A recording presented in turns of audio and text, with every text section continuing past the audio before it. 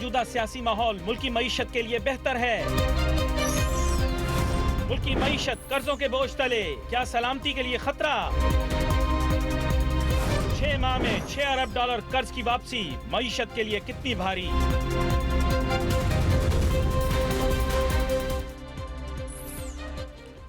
नाजरीन, रुपया पैसा में आपको खुशामदीद कहते हैं। मैं हूं अली नासिर। आज जिस मौजू के ऊपर हम बात करेंगे वो है मुल्क की सियासत और उसके असरात जो मुरतब होंगे मुल्क की मईशत के ऊपर। ख़ास तौर पे अब जब धरनों की और एहतजाज की सियासत शुरू होने वाली है तो क्या मुल्क की मईशत उसकी मुतहम्मिल हो सकती है या नहीं। मुस्तकबिल कैसा दिखाई देता है? ताजिर सनतकार परेशान हैं, सरमायाकार जो हैं वो अजीब कन्फ्यूजन के अंदर हैं कि आखिर आगे आने वाले दिनों के अंदर होने क्या वाला है। इसी मुनासबत से हमने आज एक बड़े ही ख़ास मेहमान को दावत दी है। तारुफ कराता चलूँ, जनाब कैसर अहमद शेख साहब मेंबर नेशनल असेंबली हैं और चेयरमैन हैं standing committee on finance. Welcome करता हूँ आपको। शुक्रिया जी नासिर साहब। जनाब कैसर अहमद शेख साहब, बुनियादी तौर पर ताहिरुल कादरी साहब पाकिस्तान तशरीफ़ ला चुके हैं और उन्होंने ऐलान भी कर दिया, अपना प्रोग्राम भी दे दिया है। आप सियासतदान भी हैं, साथ में सनतकार भी हैं। आप ये देख रहे होंगे बड़ी बारीकी से जो सूरत हाल तब्दील हो रही है और तहरीक इंसाफ भी अब उनके साथ शामिल हो जाएगी। पिछली दफ़ा हमने देखा धरनों के दौरान माशी तौर पर पाकिस्तान को काफ़ी चैलेंजेस का सामना करना पड़ा। सियासत और जमहूरियत अपनी जगह पर बिल्कुल बाइज़्ज़त नज़रियात हैं, लेकिन इसके क्या असरात मुरतब हो सकते हैं पाकिस्तान की मईशत पर, इसके बारे में थोड़ा सा हमें बताएं। बिस्मिल्लाहिर्रहमानिर्रहीम। सबसे पहले तो नासिर साहब मैं आपका शुक्रगुज़ार हूँ, आप मुझे मौका दे रहे हैं। ये बड़ा अहम टॉपिक है जिस पे हम डिस्कशन कर रहे हैं। जैसे कि आपको पता है कि मेरा बिज़नेस कम्युनिटी की पॉलिटिक्स से तल्लुक़ रहा है। मैं Karachi chamber of commerce industry का आज से 31 साल पहले 1987 में प्रेसिडेंट रहा हूँ और मैं इस मिशन से जॉइंट की मैंने पॉलिटिक्स कि मैं समझता हूँ कि जब तक ऐसे लोग जो मईशत के बारे में समझते हों वो लोग कौमी असम्बली में, क्योंकि कौमी असम्बली में ही बजट होता है, कौमी असम्बली में ही ज़्यादातर इकनॉमिक पॉलिसीज़ का थ्रेड बेयर डिस्कशन होती है और वहाँ से वोटिंग होती है। तो वो ज़रूरत है कि हम ज़्यादा से ज़्यादा ऐसे लोग कौमी असम्बली में जाएँ। और तो ये बड़ी मुनफरिद बात की आपने। लोग तो अमूमन असम्बली में जाके कारोबार करते हैं, आप कारोबार कर रहे थे और असम्बली चले गए। जी, मैं सिर्फ कारोबार नहीं कर रहा था, मेरी फैमिली 135 साल से बिज़नेस में है। मेरे ग्रेट ग्रैंडफादर, मेरे परदादा चनियोट से 1883 में कलकत्ता गए और उसके बाद पार्टीशन से पहले हमारी फैमिली के मद्रास में, आगरा में, कलकत्ता में और कराची में। यानी आप एक कारोबारी शख्स हैं। कारोबारी और बड़ी पुराना बिजनेस फैमिली से मेरा तल्लुक़ है। तो आपका फिर सियासत से क्या लेना देना? यहाँ पर आकर तो आपको अजीब व गरीब किस्म के लोग मिले होंगे, इनको तो शायद ये भी नहीं पता कि बजट के अंदर लिखा क्या होता है। बड़ा अजीब सा महसूस होता होगा ना यहाँ पर आकर। ये देखिए ना, आप दुरुस्त कह रहे हैं कि ज़्यादा कारोबारी लोगों को, जो लोग या माहिर मुआशियात को या कि जो कि इकनॉमिक साइड को समझने वाले, उनको लोगों को कौमी असम्बली सबसे इम्पॉर्टेंट बजट मेकिंग है। और बजट में आप दुरुस्त कह रहे हैं कि ज़्यादातर लोग उसकी डीप स्टडी में नहीं जाते और उसको उनको पता नहीं है। एक जगह मैंने आपसे कहता चलूँ कि मैं क्योंकि फाइनेंस कमेटी का चेयरमैन हूँ, तो एक जगह मैं आपको बड़ा कोट करूँ, आप हैरान होंगे बात सुन के। मसूद साहब ने, हमारे यहाँ वकार मसूद फाइनेंस सेक्रेटरी जो थे, उन्होंने एक मीटिंग में, हमारी फाइनेंस कमेटी की मीटिंग हो रही थी, तो हमने ये काम शुरू किया कि जो स्टेक होल्डर है ना उनको भी बुलाना शुरू किया कि भाई उनके मसाइल जो है ना वो असम्बली, ये स्टैंडिंग कमेटी में डिस्कस हों। तो मुझे उन्होंने ऑफिशियली कहा मीटिंग में कि ये आप लोगों को काम नहीं है। तो मैंने बजट पे तकरीर की, ऑन द रिकॉर्ड तकरीर है। मैंने कहा कि नेशनल असम्बली में हमने बजट पास करना है, हमारे ही सारे मामलात हमने डिस्कस करने हैं, हमें समझाया जा रहा है कि ये आपका काम नहीं है। तो क्या हमारा काम सिर्फ हाथ उठाना है? ये मेरी तकरीर है, जो रिकॉर्ड की तकरीर 2016 के बजट की। हम लोगों का ही देखिए ना, हो क्या रहा है कि सारा ये मामला तो ब्यूरोक्रेट संभाल रहे थे। उसकी वजह यही थी कि हम मेंबर नेशनल असम्बली खुद इतना इंटरेस्ट नहीं लेते थे। ये तो यानी आपने तस्लीम कर लिया कि मेंबर नेशनल असम्बली इंटरेस्ट नहीं लेते थे, ना उनकी ज़्यादा तवज्जो है, ना मईशत की ज़्यादा वो देख रेख समझते हैं। जी, मैं बिल्कुल तस्लीम करता हूँ आपकी बात। और मैं ये भी महसूस करता हूँ कि पार्टी लीडरशिप को ऐसे लोगों को, अगर मुल्क की बेहतरी करनी है, मुल्क की मईशत सुधारनी है, तो उनको टिकट ऐसे ज़्यादातर लोगों को देने चाहिए जो कि इस साइड को, मुल्क की मईशत के बारे में गहरी नज़र रखते हों। मैं ये भी कहता हूँ, क्योंकि देखिए ना, ये इलेक्शन लड़ना कोई इतना आसान काम नहीं है। अव्वल तो कारोबारी लोग इधर आते नहीं है। मैं आपको पहले मैंने आपसे कहा है ना अच्छी टीम आपको। जी, मैंने सर टीम तो दी, जरा एक इजाजत दें। टीम आपको बना के दी है ना। अब आपको 3-4 जने दिए हैं, उसमें राना अफजल साहब हैं, उनको दिया है, भला मिनिस्टर बनाया, वजीर मुमलिकत। मीनवाइल इसाक डार साहब की तबीयत अब मैंने सुना और ज़्यादा ख़राब हो गई, अल्लाह उनको सेहत दे। अल्लाह उनको सेहत दे। उसके साथ साथ जो है जनाब मिफ्ता इस्माइल साहब जो हैं, उनको भी एडवाइज़र बना दिया, मुशीर बना दिया। तो एक नई टीम तरतीब दे दी गई है ना। आपकी राय, आपके चेहरे के तासुरात पढ़ रहा हूँ मैं, गौर से पढ़ रहा हूँ आपके चेहरे के तासुरात। नासिर, मैं वही तो बात कर रहा हूँ कि आपको टीम बाहर से लेनी पड़ी ना।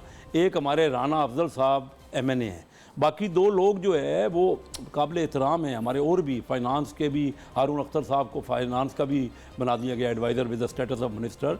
बात यही तो मैं कह रहा हूँ कि अगर इनको लाना है इन लोगों को तो इनको सेनेट का टिकट देना चाहिए या इनको नेशनल असम्बली का टिकट देना चाहिए ताकि वहाँ से इलेक्ट हों। अगर आप अनइलेक्टेड लोगों को लाएंगे तो वो कॉन्फिडेंस नहीं होगा। राना अफजल साहब को हमने रिकमेंड किया है हमारी फाइनेंस कमेटी ने, और हम मशकूर है हुकूमत के, क्योंकि वो काफ़ी आपने खुल के ये बात की है कि इलेक्टेड रिप्रेजेंटेटिव्स खुल को, के कहता हूं, आउटसाइडर को नहीं आना चाहिए। आउटसाइडर का तल्लक नहीं है ना, उनको आना चाहिए, वो ब्यूरोक्रेट के हैसियत से आना चाहिए, टेक्निकल आना चाहिए। समझ गया हूँ जी जी। सुनने वाले भी समझ गए हैं, जिनको आप बताना चाह रहे हैं उम्मीद है उनको भी समझ में आ जाएगा। आप कुछ आज़ाद सोच और आज़ाद नज़रियात के हामिल शख्स लगते हैं। नहीं, मैं इलेक्ट तो नून लीग के टिकट पे हुए हैं, लेकिन अपनी एक आज़ाद सोच नहीं, जरूर है। मेरी देखिए ना, मेरा कोई इस तरह, मैं तो इंडिपेंडेंट ग्रुप का 97 से 99 तक, यही मियां नवाज शरीफ साहब की हुकूमत थी, तो पूरे असम्बली में इंडिपेंडेंट ग्रुप का लीडर रहा हूँ। तो मेरी सोच वाकई इंडिपेंडेंट है, आप दुरुस्त कह रहे हैं। और मैं इसी सोच से आया हूँ कि मुल्क में बेहतरी कैसे हो सके। लेकिन मैं पार्टी के फैसलों का पाबंद हूँ, मेरा अपना पॉइंट ऑफ व्यू है। मैंने आपको नहीं कहा कि आपने पार्टी डिसिप्लिन को कुछ किया। मैं आपसे ये जानना चाह रहा हूँ सर कि मुल्क के सबसे आम मसाइल हैं इस वक्त महंगाई और बेरोजगारी। आपकी स्टैंडिंग कमेटी के अंदर कितनी दफ़ा लोगों ने इस मुतालिक बात की है? हमारी स्टैंडिंग कमेटी में तो हमारी स्टैंडिंग कमेटी में तो अगर आपका कोई दिलचस्पी हो तो आप भी तशरीफ लाएं, हम आपको भी इनवाइट करते हैं, क्योंकि ये ओपन होती है। और इसमें बहुत, ये अभी नेक्स्ट मीटिंग हमारी 23 तारीख को हो रही है, मैं आपको इन्वाइट करता हूँ। ऐसे लोगों को जो भी देखो ना वहाँ। थैंक्स फॉर द शेड्यूल, लेकिन मुझे एजेंडा भी तो बताएं। एजेंडा, जी ये बड़ा अच्छा किया आपने जो एजेंडा पूछा। अगला एजेंडा जो हमने रखा हुआ है ना, एक तो हमने ये रखा हुआ है कि जो नेशनल बैंक में प्रमोशंस हुई है ना अभी रिसेंटली, उसमें बड़ी शिकायत आई है। सर ये तो माइक्रो इशू है। आपने मुझे एजेंडा पूछा, माइक्रो इशू बिल्कुल है, लेकिन मैं आपको ये बता रहा हूँ कि हमारा एजेंडा अगला, देखिए हर मीटिंग का एक अलग अलग एजेंडा होता है। हमने ये सारे एजेंडे रखे हुए हैं। हमारा वो एजेंडा है जो प्रॉपर्टी के रेट जो हैं, अभी तक प्रॉपर्टी के रेट को ठीक नहीं किया गया। हालांकि बार बार हमने कहा, देखिए आज भी कराची FBR का कुछ आया तो है। FBR देखिए ना, उनके अपने इंटरेस्ट भी हैं। मैं खुल के बात ये कर रहा हूँ, आप सुनना चाहते हैं तो मैं सुन लेता हूँ आपकी बात। मैं ये कह रहा हूँ कि FBR को मैंने जब से पिछले 3 साल से फाइनेंस कमेटी में कह रहा हूँ कि रेट प्रॉपर्टी के 10% भी नहीं है, बाकी 90% ब्लैक के पैसे प्रॉपर्टी में डंप होते हैं। तमाम करप्शन का पैसा, एक तो मुल्क में बहुत बड़ी तादाद में करप्शन हो रही है। डॉक्टर महबूब अल हक मरहूम मेरे बड़े गहरे दोस्त थे जो फाइनेंस मिनिस्टर, वो कहते थे कि 12% GDP का करप्शन हो रही है। आज भी 4000 अरब रुपए करप्शन, स्मगलिंग, अंडर इन्वाइसिंग और मिस एप्रोप्रिएशन हो रही है। और वो पैसा इधर आ रहा है। और ये देखिए, आप मेरे से सुनना, मैं खुल के बात, इससे ऊपर खुल के किसने कहा? इवन अपोजिशन इमरान खान साहब ने, मैं आपको बताऊं, इमरान खान साहब ने अपने जलसे में ये कहा कि 12 अरब रुपए का रोजाना का हो रहा है। मेरी फिगर लेके मैंने पिछले 1.5-2 साल से हर मीटिंग में कहता हूँ, और ये फैक्चुअल फिगर है। लेकिन उसके साथ साथ मुझे ये भी कहने दीजिए, जब हमारी हुकूमत आई ना, उस वक्त 1900 अरब रुपए का FBR का रेवेन्यू था, जो हमने 4000 की है, यानी 2000 अरब रुपए बढ़ाया है। और गुंजाइश है 8000 अरब रुपए बढ़ने की। 8000 की गुंजाइश है, 4000 रुपए अरब की करब, यानी 8000 टोटल, 4000 तो वसूल हो रहा है ना, 8000 हो सकता है। 4000 अरब रुपए की फर्दर कर जो गुंजाइश है, उसमें जब हम आए तो उस वक्त 2000 अरब से कम वसूल हो रहा था। आज हम टारगेट 4000 अरब रुपए का रखा है। कुछ हमने ठीक किया है, ये कहना कि, लेकिन फर्दर मैं कह रहा हूँ कि अभी 4000 अरब रुपए की हमारे यहाँ करप्शन हो रही है, जिसमें से काफ़ी कुछ हम ठीक कर सकते हैं। और क्रेडिट आपको लेने दिया जाए तो फिर बात है ना। नहीं, मैं क्रेडिट नहीं लेता। क्रेडिट आपको लेने दिया जाए तो बात है। अनफॉर्चुनेटली क्या है कि हमारे यहाँ क्रेडिट जो है वो ट्रांसफर कर दिया जाता है। खैर, इस बारे में बात करेंगे। मुझे छोटी सी ब्रेक लेनी है, ब्रेक के बाद वापस आते हैं, अपनी गुफ्तगू को जारी रखेंगे। Let's take a short break.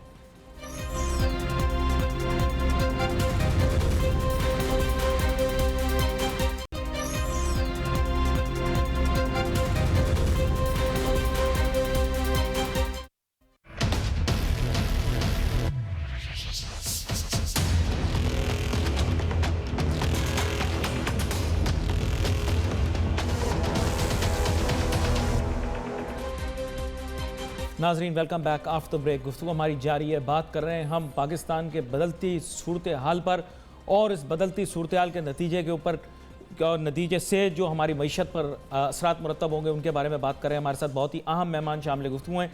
जनाब कैसर अहमद शेख साहब जो कि मेंबर नेशनल असम्बली हैं और चेयरमैन हैं स्टैंडिंग कमेटी ऑन फाइनेंस पर। इनके साथ ब्रेक पे जाने से पहले बात हो रही थी कि जनाब टीम ने डिलीवर क्या किया है, क्या कर रहे हैं। इस पर इन्होंने बताया कि अचीव तो किया है, हमने रेवेन्यूज़ को जनरेट करके दिखाया है।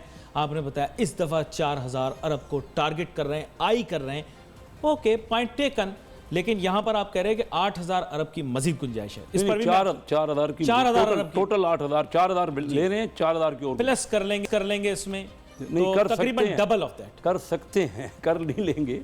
4000 फिलहाल कर रहे हैं पाकिस्तान में। चलो ये आपने अच्छा किया कि आपने उसका बता दिया। कोई कर सकते हैं। आसान काम नहीं है, इसमें बहुत मेहनत की बात है। टोटल पोटेंशियल है, मैं कह रहा हूँ पोटेंशियल है इतना। अच्छा, पोटेंशियल एग्जिस्ट करता है। लेकिन यहाँ पर एक और जगह आपको बता दूं कि बहुत बड़ी शॉर्ट कमिंग है। एक तो पाकिस्तान के बैरूनी कर्जे जो है उनमें बड़ी तेज़ी से इजाफा हुआ है। तो आप मेयर स्पेक्टेटर रहे, आपको पता ही नहीं लगा।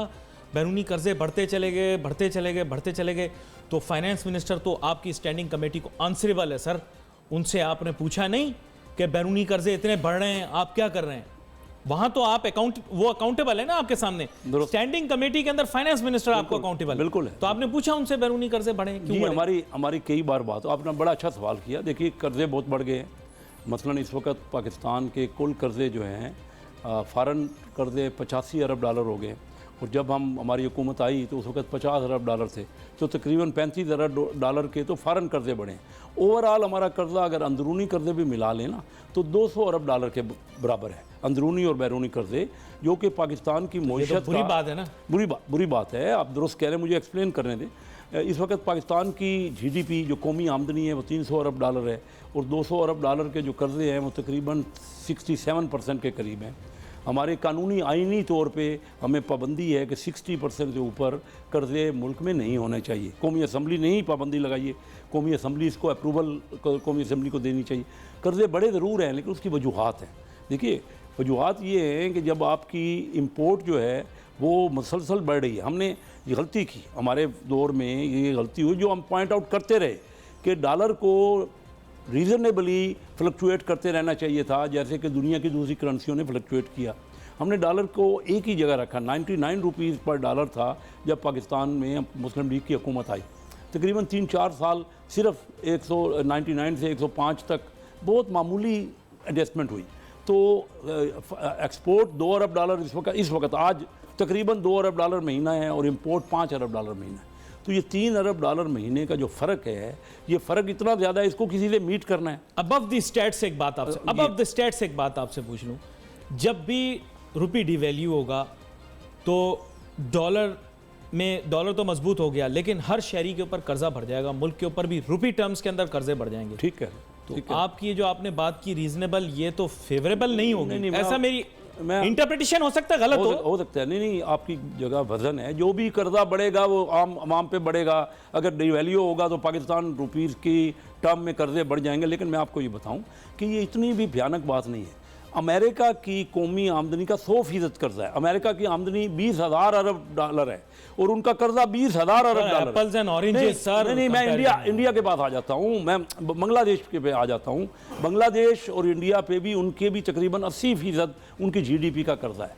हमारा भी 67% है। Bangladesh has a very good balance of trade sir. Of course. अच्छा, मैं आपको कर्जा बता, उन्होंने रिजर्व बढ़ाए ना। कर्जा लेके हमारे यहाँ भी रिजर्व इसलिए बढ़ने चाहिए थे। रिजर्व नहीं हो ना किसी मुल्क के तो कॉन्फिडेंस नहीं आता। हमने भी जो कर्जे लिए ना, ये नहीं है कर्जा। पहले हमारा रिजर्व जब पाकिस्तान की हुकूमत आई तो 4 अरब डॉलर का रिजर्व था। अभी स्टेट मैं आपसे एक बड़ा तल्ख सवाल फिर करें। आप सरमायाकार भी होंगे, सरमायादार भी होंगे इसके साथ साथ। बिल्कुल हूँ।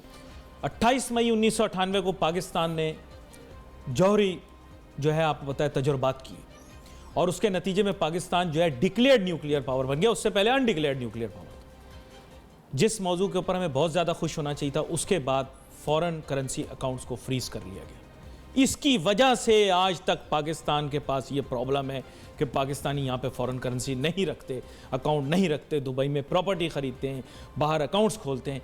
इसके बारे में आप क्या कहना चाहेंगे? अगर ये सिचुएशन ना होती, आज पाकिस्तान को रिजर्व का प्रॉब्लम ना होता। एम नासिर साहब, आपने बड़ी अच्छी बात की। जब 1998 में ये हुआ तो मैं उस वक़्त कौमी असम्बली में आज़ाद रुकनों का चेयरमैन था।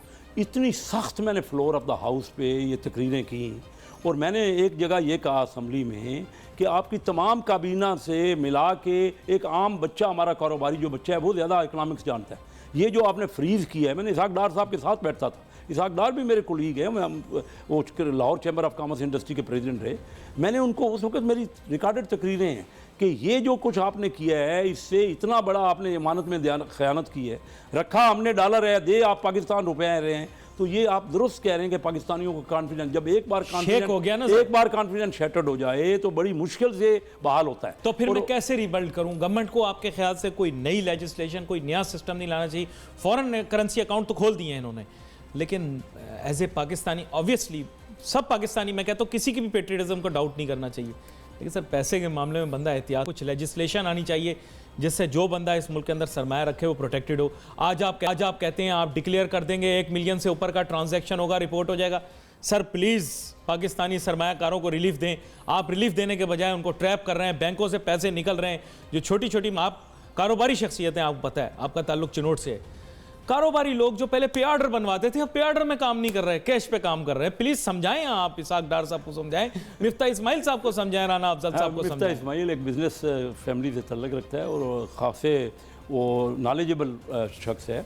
इंशाल्लाह मैं समझता हूँ कि बेहतरी होगी। लेकिन ये जो आपने कहा ना, ये बिल्कुल ठीक कहा, लेजिस्लेशन होनी चाहिए, लोगों को प्रोटेक्शन देनी चाहिए। हमें जो है हुकूमत पाकिस्तान को अपनी तरफ से ये तहफ़्फ़ुज़ देना चाहिए कि अगर कोई इस किस्म की बात, बहुत गलत हुआ जो कुछ हुआ, और मैंने उसकी बड़ी फ्लोर ऑफ द हाउस पे काफ़ी मैंने तनकीद की इस मैटर। कैसर साहब, एक दुनिया भर के अंदर प्रिवेसी जो है एक बहुत मेजर इशू है, फाइनेंशियली प्रिवेसी होनी चाहिए, इस बारे में आप स्टैंडिंग कमेटी पे बात करें, डॉक्यूमेंटेशन बिल्कुल होनी चाहिए, लेकिन आप मेरी तफसीलात को, हर सरमायाकार की तफसीलात को ज़रा महफूज रखें।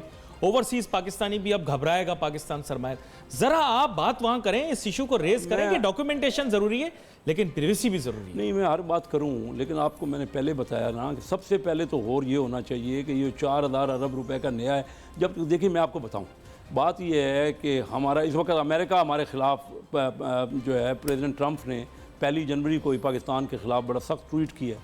अब बताइए, लेकिन तो सर प्रेसिडेंट बनने से पहले उन्होंने बहुत पूछा कि आप अपने इनकम टैक्स के रिकॉर्ड दिखाएं, उसने कहा ये मेरा प्राइवेट मामला, मैं नहीं दिखाता। नहीं, मैं प्राइवेसी में नहीं दिखाता ना सर, उसने बोला मैं नहीं दिखाता। मैं दूसरी बात कर रहा हूँ, हम बिजनेसमैन को भी चाहिए, मैं खुद बिजनेसमैन हूँ, वहाँ लीडर हूँ, उनका रिप्रेजेंट करता रहा हूँ। मैं ये कह रहा हूँ कि हमें भी चाहिए कि अपने रिटर्न जो है वो ठीक दिखा। देखिए ना, हो क्या रहा है, जब तक हुकूमत पाकिस्तान के पास ज़्यादा रेवेन्यू नहीं आएंगे, टैक्स नहीं आएगा, हम ना डिफेंस बजट बढ़ा सकते हैं। हमारे इर्द गिर्द सारे दुश्मन खड़े हैं। हमारा डिफेंस बजट, थोड़ी सी तवज्जो कीजिएगा, 9 अरब डॉलर है। अब इंडिया का डिफेंस बजट हमसे 6 गुना है। अब अमेरिका का डिफेंस बजट 600 अरब डॉलर है। हमने मुकाबला इन लोगों से कैसे कर सकते हैं? आजकल दुनिया माशी जंग में मुब्तला है और पाकिस्तानियों का सरमाया बाहर के ममालिक में पड़ा हुआ है। फिर मैं उन ममालिक का भी नाम ले दूंगा, फिर आपके सियासी जमात वाले आपसे भी नाराज हो जाएंगे। मेरे से नाराज नहीं होंगे, बल्कि मैं उल्टा ये कर रहा हूँ, रोज फाइनेंस कमेटी में यही कह रहा हूँ, और नाराज मेरे से लीडर हो भी जाएं। मैं ये कह रहा हूँ कि बाहर दुबई में छपा है कि पाकिस्तानियों का 8 अरब डॉलर बाहर पड़ा है प्रॉपर्टी में, दुबई में और UAE में। हमने सबको बुलाया है, FBR को बुलाया। वो बात सुनिए, बड़ी अहम बात कर रहा हूँ। हमने उनसे पूछा, SECP से, हमने FBR से पूछा, हमने इन सब से पूछा, FIA से पूछा, कि स्टेट बैंक से पूछा कि क्या आपकी इजाज़त के साथ ये गया पैसा? तो उनको किसी को पता नहीं है। इदारे क्या कर रहे हैं मुझे समझ नहीं आ रही, और हम उनको डांट रहे हैं कि जब तक आप बताएंगे ही नहीं, आपके इल्म में आप करोड़ों रुपए की तनख्वाहें ले रहे हैं ये इदारे, मैं नाम ले रहा हूँ इन इदारों का, और ये मैं वो बात कर रहा हूँ जो हमने फाइनेंस कमेटी में डिस्कस की है। अगर आप लोग हमें बाहर से, तो वो कह रहे हैं 8 बिलियन डॉलर की इन्वेस्टमेंट हुई है, वो इन्वेस्टमेंट पाकिस्तानी वहाँ करते हैं, नाम से इजाज़त, पैसा कैसे बाहर जाता है? वो टैक्स के बगैर जाता है। एक तो हमें टैक्स के ऊपर ज़्यादा तवज्जो करें। हमारा जितना भी FBR है ना, उसमें अच्छे लोग हैं। तरक्की पर तवज्जो देना, आप टैक्स पे क्यों ओ इतनी भाई तवज्जो तवज्जो तो दे रहे तरक्की हैं? तरक्की पे तो दे ही रहे हैं, हमारी तरक्की तो बड़ी है। अगर आप तरक्की पे बात करेंगे अच्छा तो सच से फिर सच सच एक बात बताएं, दिल पे हाथ रखें, आप मुझे बताएं कौन सा बड़ा इंडस्ट्रियल यूनिट लगा है पिछले 4.5 साल में? नहीं, बहुत बड़े इंडस्ट्रियल यूनिट लग रहे हैं यहाँ। अरे अभी हर देख रहे बताएं हैं आप, मैं जानना चाहता हूं। बता रहा हूँ ना, जो पे पोर्ट कासम में जितने भी टर्मिनल लगे हैं, इसको इंडस्ट्रियल यूनिट नहीं कहेंगे, क्या कहेंगे? नहीं, मैं नहीं मानता। क्या कहेंगे किसको? ऑटोमोबाइल के अभी मैं इसको इकोनॉमिक डेवलपमेंट कह लूंगा। अलग ऑटोमोबाइल के अभी पिछले हफ्ते में गया हुआ हूँ, ये नया हुंडई वालों ने यहाँ आके पाकिस्तान में मियां मंशा साहब निशात को, मैं खुद उसमें मौजूद था। ओपनिंग हुई है सर, ओपनिंग हुई है तो शुरू हो रहा है ना। और एक प्रोजेक्ट नहीं है, एक प्रोजेक्ट नहीं है हमारे यहाँ। तीन ये जो सी पैक में जितनी इन्वेस्टमेंट आ रही है चाइना की, ये यूनिट्स में आ रही है। हमारे यहाँ जो इंडस्ट्रियल सी पैक पे कुछ ना कहना सर, दिल बड़ा छलनी है। नहीं, आप लोग सी पैक को सही मैनेज नहीं कर रहे। नहीं, आप करें बात। छोटी सी ब्रेक लेता हूँ, ब्रेक के बाद वापस आता हूँ। आप लोग सही मैनेज नहीं कर रहे, ऐसी शिकायत है, लोगों की भी शिकायत है, मईशत दानों की भी शिकायत है कि इसमें बड़ा पोटेंशियल है। लेकिन इस बारे में आप कह रहे हैं कि आप जरूर जवाब देंगे, तो हम जरूर आपसे सवाल करेंगे। लेकिन यहाँ पर लेनी एक छोटी सी break. Let's take a short break.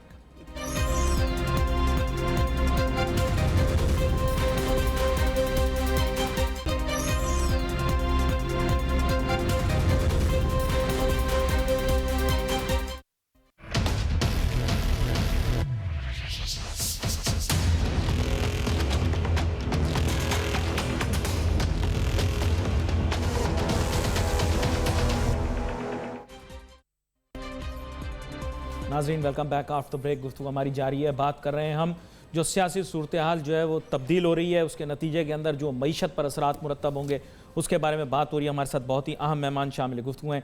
जनाब कैसर अहमद शेख साहब, मेंबर हैं नेशनल असम्बली के और चेयरमैन हैं स्टैंडिंग कमेटी ऑन फाइनेंस के।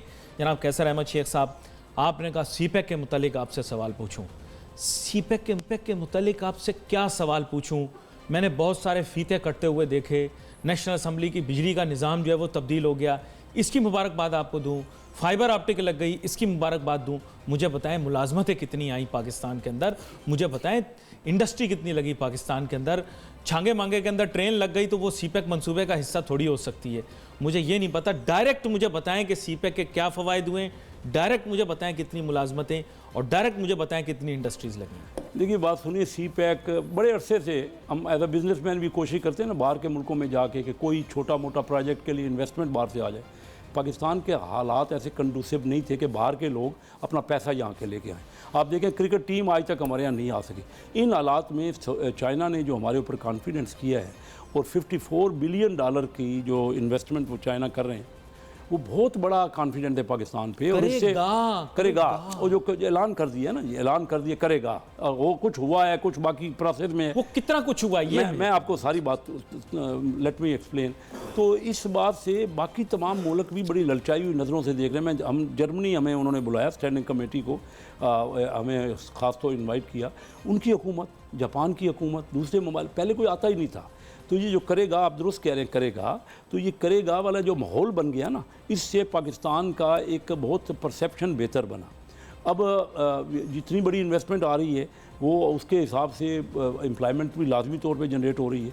ये करेगा ही बात, मैं ये नहीं कह रहा बहुत ज़्यादा अभी हो चुका है, लेकिन ये लॉन्ग टर्म प्लान है, ये कोई एक दिन का प्लान नहीं है, अगले 6-7 साल का ये प्लान है। और उसमें पोर्ट जो हमारी डेवलप हो रही है, गवादर पोर्ट, उसके साथ इंडस्ट्रियल, आपने विजिट किया पोर्ट का? मैंने विजिट नहीं किया। जो जोन बन रहे हैं ना इंडस्ट्रियल जोन्स, उसमें बहुत लोगों ने इंटरेस्ट लिया है। खुद मेरे अपने कई बिजनेसमैन जो जानने वाले हैं वो यहाँ विजिट कर चुके हैं पाकिस्तान का, और एक नक्शा ही बदल रहा है पाकिस्तान के ना अंदर इन्वेस्टमेंट। क्योंकि आपके सामने एहसन इकबाल साहब ने प्रेजेंटेशन दी, नहीं दी? हमारे सामने कई बार दी। मैं एहसन इकबाल का कोलीग हूँ वहाँ, जो प्लानिंग कमीशन है, मुझे उसमें उन्होंने रखा हुआ। उन्होंने अभी रोड मैप दिया जी। उस रोड मैप में क्या है? देखिए ना, रोड मैप तो मैं जानना चाहता हूँ। नहीं, मैं तो आपको बता रहा हूँ कि सारा इंफ्रास्ट्रक्चर जो आपके सामने कई बार एक्सप्लेन कर चुके हैं कि पूरे मुल्क में इंडस्ट्रियल जोन जो बन रहे हैं ना, ये बड़ा इंपॉर्टेंट बात है। इसमें उनको खुद इन्वेस्टमेंट होगी और ये लाजमी है। लेकिन चाइना के अपने मफाद में भी है, पाकिस्तान के मफाद में भी है।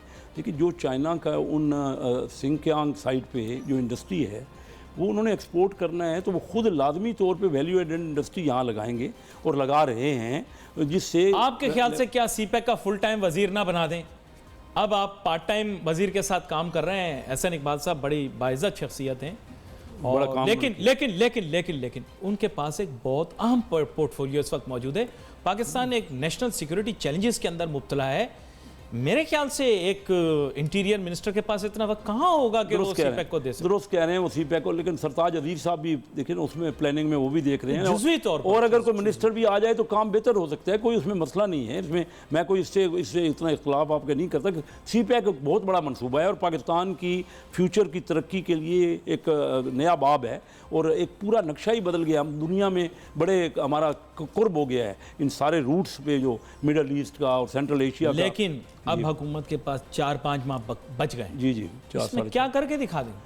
पता नहीं 4, 4.5 और 5 हो। ये 4.5 महीने ऑफिशियली हैं, 30 मई तक हमारा टाइम है और 30 मई को 4.5 आफ्टर दैट आपकी ओनरशिप गई सीपैक की, फिर तो नई गवर्नमेंट आके ओनरशिप लेगी उसकी। देखिए जो भी ले पाकिस्तान की है सीपैक, देखिए हमारे काम ये नहीं होता। कोई पॉलिटिकल पार्टी इसकी ओनर नहीं है। नहीं, देखिए कोई पॉलिटिकल पार्टी एक नहीं है, मुल्क के लिए कर रहे हैं। ज़रूर कोई इनिशिएटिव, इसमें पीपल पार्टी का भी रोल है, मैं उनको भी सराहूंगा। लेकिन मैं आपको ये बताऊं, ये जो धरने लग रहे हैं ना जी, अभी हमारा 4-4.5 महीने जो रह गए हैं उसको भी सही तरह ये देखिए हमने मुश्किल हो जाएगी। देखिए हमने क्या किया, हमारी हुकूमत ने क्या किया। हमारे यहाँ बिजली बिल्कुल नहीं थी, 16 घंटे की लोड शेडिंग थी, आज बहुत कम लोड शेडिंग रह गई, 1-2 घंटे होती है कि नहीं। ये बात ठीक है, लॉ एंड ऑर्डर कराची का बहुत बेहतर हुआ। सर लोग माजरत, आपके अचीवमेंट ठीक है, आपके अचीवमेंट के बारे में तो बहुत इश्तिहार भी चलते हैं, बात भी आती है, लेकिन बात ये है कि अब ये जो सियासी सूरत-ए-हाल चेंज हो रही है। जी जी, देखें मैं आपको प्रोग्राम के शुरू में भी कह रहा था, नून लीग एक सियासी हकीकत है, मैं तस्लीम करता हूँ। जी बिल्कुल, लेकिन तहरुल कादरी भी एक सियासी हकीकत है,